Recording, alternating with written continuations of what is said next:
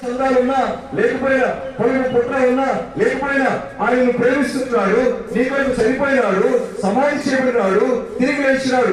ఎందుకు ఆయన నా కొరకు ఇదంతా చేసినాడు అంటే ఆయనను ప్రేమిస్తున్నాడు అన్న మాట నీ జీవితంలో రుజువవుతుంది. ప్రేమైన సహోదరుడా, నీ జీవితంలో ఆ దేవుని ప్రేమను తిరస్కరిస్తావా? ఆ ప్రేమ నీ కొరకే ఇప్పటికి కూడా పరలోకంలో ఆయన కూర్చున్నాడు, మనం చేసి తిరిగి లేచాడు. ఇప్పటికి కూడా నీ దగ్గరకు వచ్చి కుమార్తె ఆ ప్రేమను అంగీకరిస్తావా అని నీ హృదయం తలుపు దగ్గర ఉండి తడుపుతున్నాడు.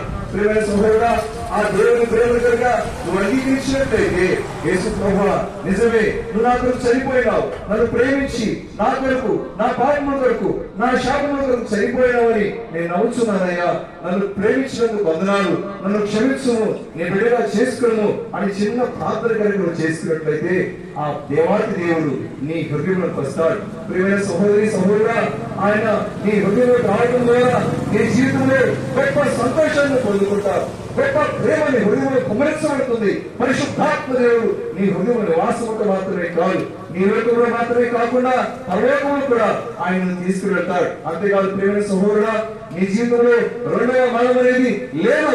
ఇక ఈ లోకంలో మాత్రమే ఈ శరీర సంబంధం మరణం ఉంటుంది, కానీ రెండవ మరణాన్ని ఆ యేసు క్రీస్తు ప్రభువారు శిలువలో జయించి వేసినాడు. కనుక ప్రియమైన సహోదరుడా, ఆ ప్రభు యేసును ఆయన ప్రేమ నువ్వు తిరస్కరించినట్లయితే నీ కొరకు అగ్నిగుండం అనేది కాల్చుకుని ఉంది. అక్కడ భయంకరమైన తీర్పు, యుగాలు కూడా అగ్ని ఆరదు, పురుగు చాలదు, ఆ భయంకరమైన స్థలంలో పడటానికి కనుక నువ్వు ఉన్నట్లయితే ఆ దేవుడు నేను ప్రేమతో పిలుస్తున్నాడు. ప్రియమైన కుమార్తె, అది అగ్నిగుండము, అది ఆరిన అగ్నిగుండము కనుక నేను ప్రేమిస్తున్నా.